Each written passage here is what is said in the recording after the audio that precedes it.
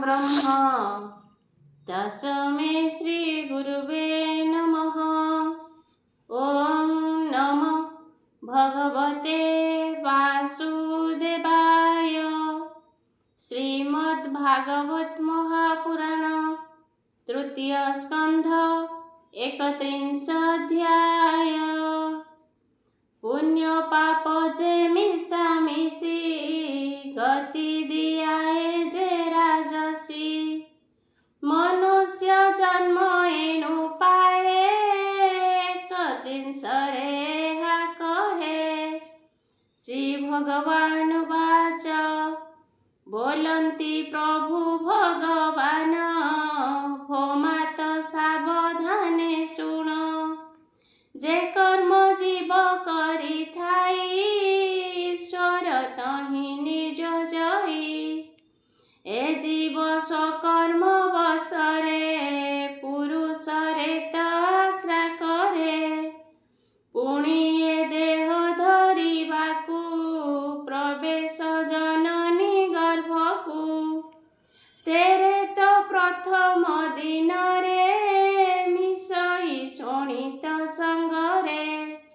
ताहाकु बोलिटी कल्लोळ पंचम दिने से बर्तुळ। से पुणी बदरी समाने कठिन हुए 10 दिने।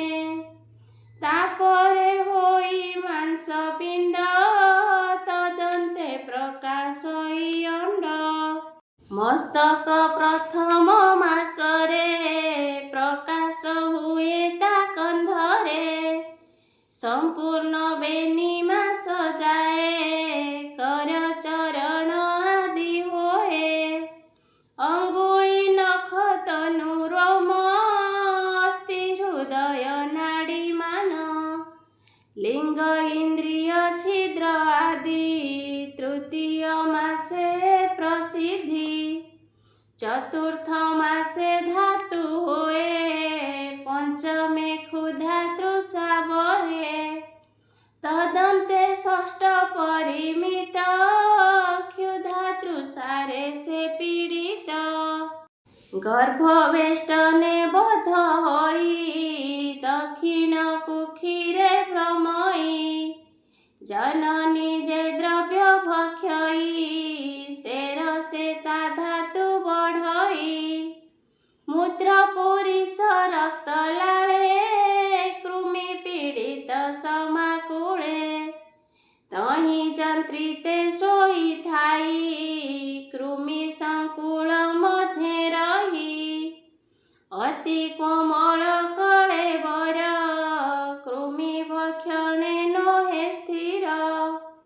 अंग काटन्ते कृमि माने प्रज्वले देह प्रतिक्षणे। बहुत क्लेश तहि पाई क्षण क्षण के मूर्छा जाई। उष्म लवण कटु तीक्ष्ण क्षार आंबिळ जा भक्षण। जननी आहार करई शेरसे सर्वांग पीड़ई। निवास जरायु भितरे नाड़ी रे वेष्टित निर्भरे। कुटीर भावे शिरधर पृष्ठ कुटीर कळेबर। मातृकुक्षीरे देई शिर पड़ी जे थाई नोहे स्थिर। शरीर चाली न पारई पिंजर पक्षी प्राय होई। से गर्भे पूर्व कर्म बसे बहुत जन्म ताकु दिसे। सते जन्मर कर्म जेते सुमरु थाए गर्भगते। से पाप पुण्य मने ध्याई बहुत निश्वास छाड़ई। ता फेड़ी न पारई केही कर्म आयते बस होई। सुमरी पूर्व जन्म दुख सुख न लभी से विमुख। सप्तम मास आदि करी ता नथाई पुरी प्रसूति बात बलियार तेणे कंपयिता शरीर देह को अस्थिर करई कृमि जे सने भ्रमु थाई से रूपे गर्भे ता भ्रमण दुसह से दुख कषण तदन्ते शुण गो जननी भाळई से दिबार जनी अति विमुखे कष्ट सही से गर्भे आत्मा को देखई भये विचारई मनर के मनते थुहे विपार एथु निस्तार मोके मनते आतंके चिंतई निरते सप्त धातुरे बध होई अंजलि करिण प्रार्थई जे मनते आउ पुनर्बार हे गर्भ दुख नऊ मोर श्रीकृष्ण पादे करी ध्यान अति आनंद सुखे मग्न एथु निर्गत मोके मनते ताहाकु भावे अविरते से दुख नघे नई चित्ते अनाथ मुझे गर्भगते वेदना पाऊ अछि जेते थु धरनाथ मते ए दुख जे मनते नहिब ए मन्त कृपा मते हेब ए रूपे दुसह कषणे स्तुति करई अनुक्षणे जीव उवाच गर्भको आनिला जे मते तापादे स्तुति मनिरते तापादे पशिली शरण से मते करु परित्राण से बई तार पाद गते अशेष कर्ता जे जगते जे प्रभु सृष्टि रक्षा पाई छारे शरीर धरई जे कला एतादृश गति मु पापी अतीव दुर्मति से प्रभु एकष्टु रखिबे ता बिनु आश्रा नाही जीवे ताहांक अभय चरणे शरण गली एक क्षणे से पादे जे प्राणी प्रपन्न न लागे दुख वृजिन मु कष्टे जननी गर्भरे अछई माया कळे बरे जीव स्वरूपे अछि मुहि मो निज कर्मे बंदी होई अछई बंधन पराए गर्भ पीड़ा अति भये नमई ताहांक पयरे जे देव छन्ति मो हृदरे विशुद्ध विकार विहीन अखण्ड बोध अनुदिन त्रिविध संतापे तापित हृदये हुई प्रतीत नमई ताहांक चरणे से नाथ रखु एक क्षणे ए पंचभूते विरचित ए मन्ते देहे मुहि स्थित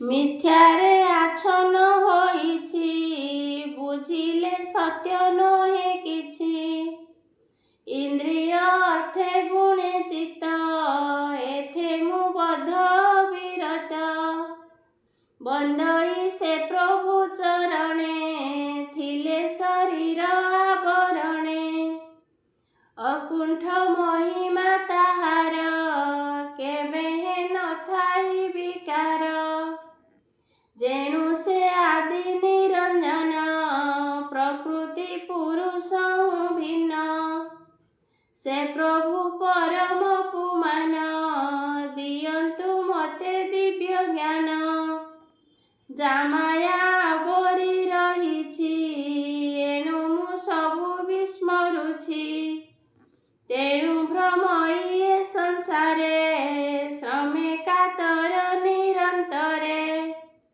ତାହାଙ୍କୁ ଭଜିବଇ ଯେବେ ଦୁଃଖ ନିସ୍ତାରିବେ ତେବେ ଭଜିଲେ ନିଜ ରୂପ ପାଇ ନ ଭଜି ପାରି ହେବି କାହିଁ ତାହାଙ୍କ ବିନୁ ଏହୁ ଜ୍ଞାନ କେ ଦେଇ ପାରେ ମତେ ଆନ ତାତହୁଁ ଜ୍ଞାନ ମୁଁ ପାଇଛି ଯେଣୁ ମୁଁ ତ୍ରିକାଳ ଦେଖୁଛି ଏଣୁ ଏ ଗର୍ବ ଦୁଃଖ ଘୋର ନ ଜାଣେ ଶରୀର ମୋହର ଏଣୁ ଯେ ତାହାଙ୍କୁ ଭଜିବି ତେବେ ସେ କର୍ମକୁ ଜିଣିବି ଯାହାର ଅଂଶ ସ୍ଥିର ଚରେ ବ୍ୟାପିଛି ଭୁବନ ଭିତରେ ବନ୍ଦଇ ତାହାଙ୍କ ଚରଣ ଭୋନାଥ ଦେବା ଦିବ୍ୟ ଜ୍ଞାନ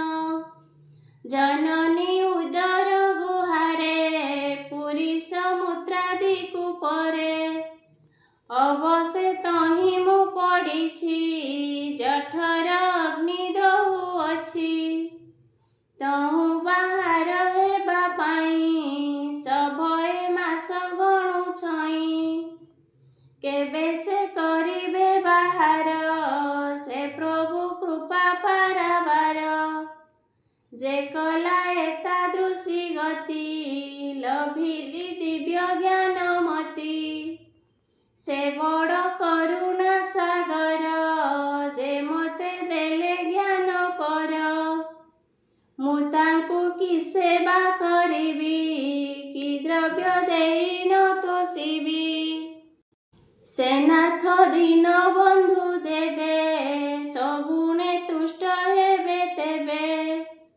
ଅଞ୍ଜଳି ବିନୁ ନାରାୟଣ ମୋହର ଦ୍ରବ୍ୟ ନାହିଁ ଆନ ଏ ଯେତେ ଜୀବ ପଶୁ ଆଦି ଅଜ୍ଞାନ ଦେହେ ନିରବଧି ଦେଖନ୍ତି ସୁଖ ଦୁଃଖ ମାତ୍ର ଏଣୁ ହୁଅନ୍ତି କ୍ଲେଶ ପାତ୍ର ଯେ ଦେଲେ ଦିବ୍ୟ ଜ୍ଞାନ ମତେ ଯେ ବୁଦ୍ଧି ଘେନିୟ ବିରତେ ଏ ଦେହ ଭିତରେ ବାହାରେ ପ୍ରତ୍ୟକ୍ଷ ଦେଖୁଛି ତାହାରେ ଏ ଘେନି ସୁଖେ ଆଶା ନାହିଁ ଦୁଃଖକୁ ଭୟ ବା କାହିଁ ଯେ ମତେ ଦେଲେ ଦିବ୍ୟ ଜ୍ଞାନ ତାହାର ପାଦେ ମୋ ବନ୍ଦନ ସେ ପ୍ରଭୁ ରୂପ ମନୋହର ଦର୍ଶନେ ଲୋଭ ଚିତ୍ତ ମୋର ସେ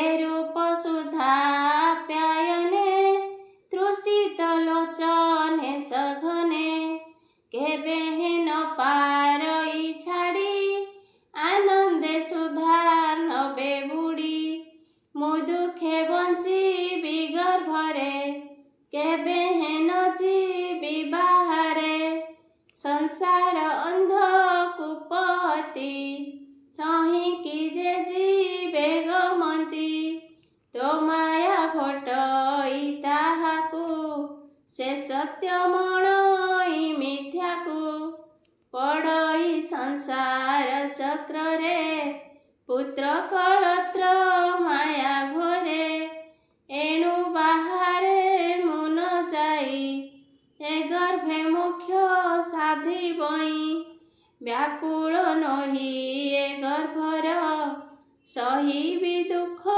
ମହାଘୋର ଆତ୍ମାକୁ ତାରିବି ଏଠାରେ ମନ ନିବେଶୀ ଆତ୍ମାଠାରେ ସାରଥି ବୁଦ୍ଧି ବିବେକକୁ କରି ନ ତାରିବି ଆତ୍ମାକୁ ଗର୍ଭ ନିବାସ ଦୁଃଖ ଆର ଯେମନ୍ତେ ନହିବ ମୋହର ବିଷ୍ଣୁର ଚରଣେ ପଶିବି ଅଶେଷ ଗର୍ଭେ ମୁଁ ନ ଯିବି କହନ୍ତି କପିଳ ଗୋସାଇଁ ସେ ଦେବହୂତି ମୁଖ ଚାହିଁ କପିଳ ଉବାଚ ଏମନ୍ତ ନାନା ସ୍ତୁତି କରି ଗର୍ଭଜାତନା ଦୁଃଖ ଡରି କେବେ ନୋହେ ତାଉ ଶ୍ୱାସ ଦୁଃଖେ ପୀଡ଼ିତ 10 ମାସ।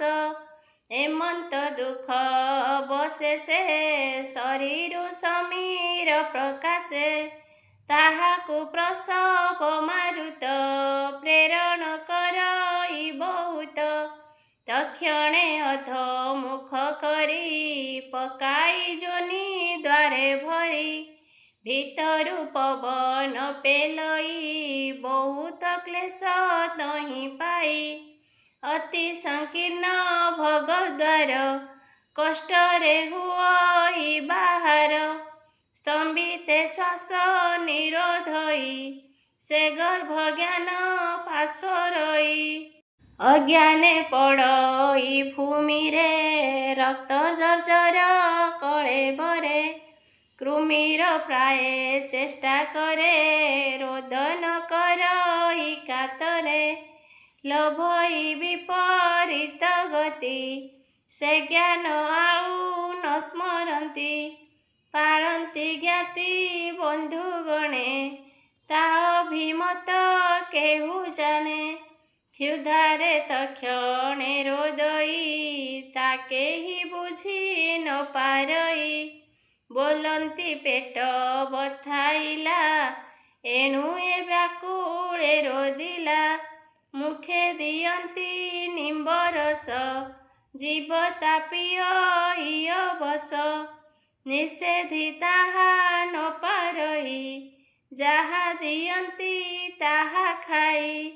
ଅଶୁଚି ଶଯ୍ୟାରେ ଶୟନ କରାନ୍ତି ତାକୁ ପରିଜନ। ତହିଁ ଅବଶେ ପଡ଼ିଥାଇ ପିମ୍ପୁଡ଼ି ମାଛି କୀଟ ଖାଇ। ନିବାରେ ନୁହୋଇ ସମର୍ଥ ଯେଣୁ ନ ଚଳେ ପଦ ହସ୍ତ। ଉଠି ବସିତେ ଶକ୍ୟ ନାହିଁ ବନ୍ଧନ ଜୀବ ପ୍ରାୟ ହୋଇ। କୋମଳ ଚର୍ମ ତା ଶରୀରେ କାଟନ୍ତି ମଶା ଡାଂଶ ତାରେ। ଦଶନ ବିକାଶୀ କାଟନ୍ତି ଶୋଷି ନ ଶୁଣି ତପିବନ୍ତି। ତହୁଁ ସେ ଜ୍ଞାନହୀନ ହୋଇ ସର୍ବଦା ରୋଦନ କରଇ। ଏମନ୍ତ 5 ସମ୍ବତ୍ସରେ ଏ ଜୀବ ବଞ୍ଚେ ଦୁଃଖ ଘରେ। ପଗଣ୍ଡ କାଳେ ମହା ଦୁଃଖ ତହିଁ ନ ପାଇ କିଛି ସୁଖ।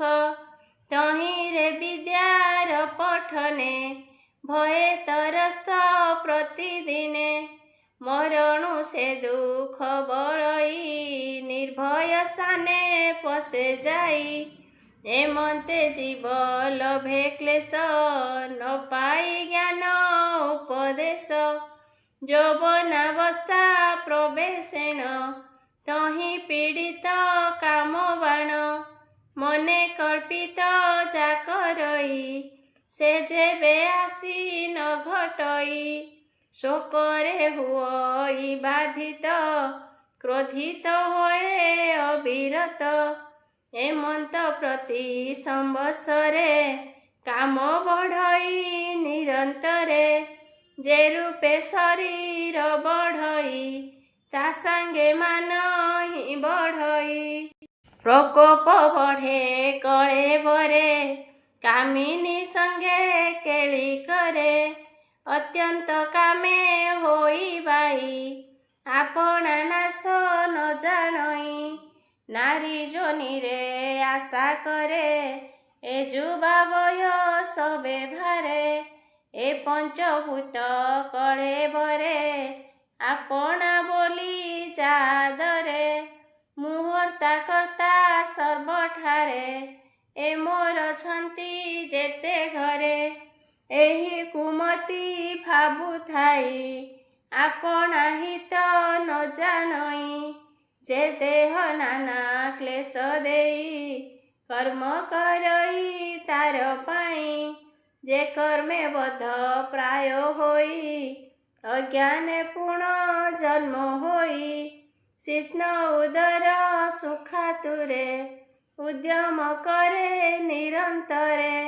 ଏମନ୍ତ ଅସତ ଯେ ଜନ ତାର ସଙ୍ଗତେ କରେ ମନ।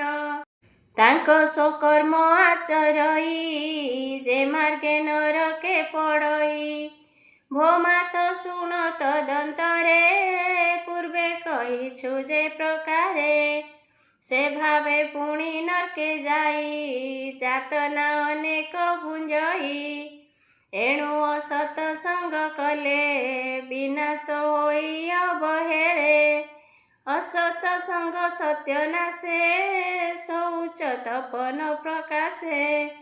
ମୌନ ବ୍ରତାଦି ନ ରହେ ବୁଦ୍ଧି ବିବେକ ହୁଅନ୍ତି କ୍ଷୟେ। ଲଜ୍ଜା ଛାଡ଼ଇ କାନ୍ତି ଯଶ କ୍ଷମା ଦିଅଯଶେ ବିନାଶ। ବିନାଶ ହୁଅନ୍ତି ସମଦମ ଐଶ୍ୱର୍ଯ୍ୟ ହୁଏ ଉପଶମ। ଅଶାନ୍ତ ଜନେ ସଙ୍ଗ ହୋଇ ଯେ ମୂଢ଼ ଭାବେ ନିତ୍ୟ ରହି। ଜ୍ଞାନ ନ ବୁଝେ ଦମ୍ଭପଣେ ମିଥ୍ୟା ଭାଷଇ ଅନୁକ୍ଷଣେ। ଯେ ଦେହେ ଆତ୍ମବୃଦ୍ଧି କରେ ସାଧୁ ଜନକୁ ନ ଆଦରେ। ବୋଲଇ ମୋତ ହୁଅ ପରେ କେ ଭାଗ୍ୟବନ୍ତ ଏ ସଂସାରେ। ମୁଁ ଧର୍ମ ଜାଣଇ ସକଳ ଏଣୁ ପୂଜିତ ଏ ଶୟଳ। ମତୁଲ୍ୟ ଧନବନ୍ତ କେହି ପ୍ରତୁଲ୍ୟ ନୋହିବ ଏ ମହି। ମୋ ଧନ ଉପାଏ ମିଳଇ ଏଣୁ ମୋହର ଭୟ ନାହିଁ। ଏମନ୍ତେ ଯେ ବା ଗର୍ବ କରେ ଦେହାନ୍ତେ ନରକେ ସଂସାରେ। ହୁଅନ୍ତି ନାରୀଙ୍କ ଅଧୀନ ତାହାଙ୍କ ଖେଳିବା ହରିଣ। ଏମନ୍ତ ସଙ୍ଗ ନ କରିବ ଯେବେ ସୁଭାଗ୍ୟ ଇଚ୍ଛା ଥିବ। ଆବର ଶୁଣସି ଗୋମାଏ ଯେମନ୍ତେ ପ୍ରାଣୀ ନାଶ ଯାଏ। ଯେଣୁ ଯୁବତୀ ସଙ୍ଗେ ମନ ଜୀବର ହୁଏଟି ବନ୍ଧନ। ଏମନ୍ତ ଅନ୍ୟ ସଙ୍ଗେ ନାହିଁ ଏଣୁ ଯୁବତୀ ସଙ୍ଗ ନୋହି। ତାହାଙ୍କ ସଙ୍ଗ ଯେତେ ଜନ ସେ ସଙ୍ଗ ନ କରିବ ମନ। ସେ ସର୍ବେ ମୋହିତ କରନ୍ତି ସେ ସଙ୍ଗେ ପ୍ରାଣୀ ନାଶ ଯାନ୍ତି। ପୂର୍ବେ ବିଧାତା କନ୍ୟା ଚାହିଁ ତା ରୂପ ଦେଖି ବନ୍ଦୀ ହୋଇ। ସେ କନ୍ୟା ପିତାର ଅଜ୍ଞାନେ ପଳାଇ ପଶିଲା ଅରଣ୍ୟେ। ହରିଣୀ ରୂପ ସେ ଧଇଲା ଛଦ୍ରମେ ବନସ୍ତେ ପଶିଲା। ବିଧାତା ତା ଗତି ବିଚାରି ସେହି ହରିଣ ରୂପ ଧରି। ଲଜ୍ଜା ଛାଡ଼ିଲେ ବେଦ ବ୍ରହ୍ମା ନାରୀଙ୍କ ଏମନ୍ତ ମହିମା। ଏଣୁ କେ ତା ମୁଖୁ ତରିବ ଯହିଁ ମୋହିତ ବ୍ରହ୍ମ ଶିବ। ସେ ସଙ୍ଗ ଛାଡ଼ିବ ଯତନେ ଶ୍ରେୟକୁ ବାଞ୍ଛା ଥିଲେ ମନେ। ସେ ବ୍ରହ୍ମା ଯାହାକୁ ସର୍ଜିଲା ତା ହେତୁ ଆପେ ମୋହ ଗଲା। ସେ ସଙ୍ଗ ଯେତେ ପ୍ରାଣୀ କଲେ ଦେବ ମାୟାରେ ମୋହ ଗଲେ। ଏମନ୍ତ କେହୁ ପ୍ରାଣୀ ଅଛି ସେ ନାରୀ ମାୟାରୁ ତରିଛି। ବିନା ସେ ପ୍ରଭୁ ଭଗବାନ ନାରୀଙ୍କି ନ ଜିତିଲାନ। ଦେଖ ମୋ ଯୋଗ ମାୟା ବଳ ଯୁବତୀ ସ୍ୱରୂପେ ପ୍ରବଳ। ସେ ଯାକୁ ଅପାଙ୍ଗେଇ ଛଇ ସେ ପ୍ରାଣୀ ପଡ଼ି ମୋହ ଯାଇ। ଦିଗ ବିଜୟୀ ଯେବେ ହୁଅନ୍ତି ତଥାପି ନାରୀ ବସେ ଥାନ୍ତି। ସେବନ୍ତୀ ନାରୀଙ୍କ ପୟର ଏମନ୍ତ ମାୟା ବଳ ମୋର। ଯେ ମୋକ୍ଷ ସାଧନ ଇଛିବ ସେ ନାରୀ ସଙ୍ଗ ନ କରିବ। ସେ ବିଣ ସାଧୁ ସୁଜ୍ଞଜନ ଲଭି ଯେ ଥାଇ ଆତ୍ମଜ୍ଞାନ। ଏମନ୍ତ ଯୋଗୀ ଯେ ବାହୁନ୍ତି ତାହାଙ୍କୁ ଯୁବତୀ ନାଶନ୍ତି। ନାରୀ ଅଜ୍ଞାନ ତମ ଦ୍ୱାର ଯୋଗୀ ଛାଡ଼ିବ ସଙ୍ଗ ତାର। କେବଳ ମାୟାରେ ଯୁବତୀ ନିର୍ମାଣ କଲା ପ୍ରଜାପତି। ସେ ସେବା କରିବାର ଛଳେ ପାଶକୁ ଆସୁଥାଇ ବଳେ। କପଟେ ବିନୟ ବଚନ କହି ବୋଧଇ ପ୍ରାଣୀ ମନ। ବ୍ୟାଧ ଯେ ସନେ ଛନ୍ଦ କରି ଜୀବ ବିନାଶେ ପାଶେ ଭରି। ତୃଣ ଆଚ୍ଛନ୍ନ କୂପେ ଥାଇ ପ୍ରାଣୀ ବିନାଶ ଚିତ୍ତେ ଧ୍ୟାଇ। ନିଶି ଦିବସେ କୂପ ଦ୍ୱାରେ ଜାଗ୍ରତେ ରହେ ନିରନ୍ତରେ। ସେ ପଥେ ଯେ ପ୍ରାଣୀ ଗମନ୍ତି, ସେ କୂପେ ପଡ଼ି ନାଶ ଯାନ୍ତି। ସେ କୂପ ଅତି ତମ ଘର, ଦେଖି ଭ୍ରମନ୍ତି ସୁର ନର। ତାହାର ଅନ୍ତ ପାର ନାହିଁ, ଗଭୀର କେ ପାରିବ କହି। ଯହିଁ ଅଶେଷ ଉଦୟସ୍ତ, ପ୍ରାଣୀ ନ ଜାଣେ ତାର ତତ୍ତ୍ୱ। ସେ କୂପେ ପ୍ରାଣୀ ସୁଖ ଭରେ, ପଡ଼ି ବୃକ୍ଷାଦି ଯେବେ ଧରେ। ସେ ସର୍ବେ ଉପୁଡ଼ି ପଡ଼ନ୍ତି, ସେ କୂପେ ପଡ଼ି ନ ବର୍ତ୍ତନ୍ତି।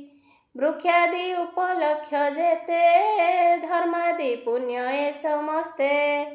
ସେ କୂପ ପୁଣ୍ୟ ବିନାଶିନୀ, ନିର୍ମିତ କଲେ ପଦ୍ମ ଯୋନି।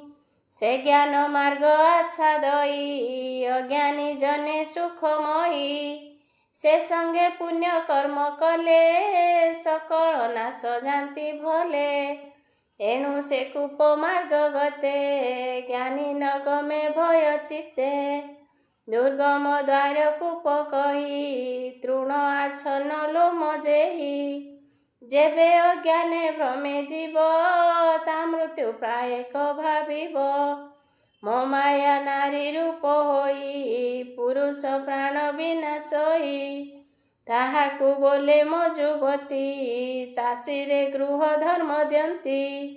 ତାର ଶୋଭ ସେ ଦିନ ହରେ, ପ୍ରାଣ ଅଧିକ ପ୍ରିୟ କରେ। ଧନ ଜୀବନ ଆଦି ଯେତେ, ସମର୍ପି ଥାଇ ସ୍ନେହ ଚିତେ। ଗୁରୁଜନଙ୍କୁ ମାୟା କରେ, ତାର ବିଶ୍ୱାସ ଦିନ ହରେ। ସେବକ ଜନ ପ୍ରାୟ ହୋଇ, ନିତ୍ୟ ସେବଇ ଦୁଃଖ ସହି। ଏ ଜୀବ ପ୍ରାଣ ଅନ୍ତ କାଳେ, ତା ରୂପ ଧ୍ୟାନେ ସୁନିଶ୍ଚଳେ। ସେ ନାରୀ ସ୍ୱରୂପ ଧରଇ, ପୁରୁଷ ଅଙ୍ଗ ପ୍ରତ୍ୟଜଇ। ସେ ମାୟା ରୂପ ହୋଏ ପତି, ଗୃହ ତନୟ ସୁତା ନାତି। ତାହାଙ୍କ ସ୍ନେହେ ବଶ ହୋଇ, ସେ ମୃତ୍ୟୁ ବୋଲି ନ ଜାଣଇ। ଯେ ଶନେ ବ୍ୟାଧ ଗୀତ ଗାଇ, ମୃଗତା ଶୁଣି ତୋଷ ହୋଇ। ଗୀତରେ ଦେଇ ଥାଇ ମନ, ନ ଜାଣେ ଆତ୍ମା ବିନାଶନ। ଏ ଜୀବ ରୂପ କଳେବର, କର୍ମ କରଇ ନିରନ୍ତର। ଲୋକରୁ ଅନ୍ୟ ଲୋକ ଯାଇ, ସଞ୍ଚିତ କର୍ମ ସେ ଭୁଞ୍ଜଇ। ସେ କର୍ମ ବସେ ଗତାଗତ, କର୍ମ କରଇ ଅବିରତ। କର୍ମର ସମାପତି ନାହିଁ, ଯେଣୁ ତା ସନ୍ତତ କରଇ। ଯେ ସୂକ୍ଷ୍ମ ଲିଙ୍ଗ କଳେବର, ସେହିଟି ଉପାଧି ଜୀବର।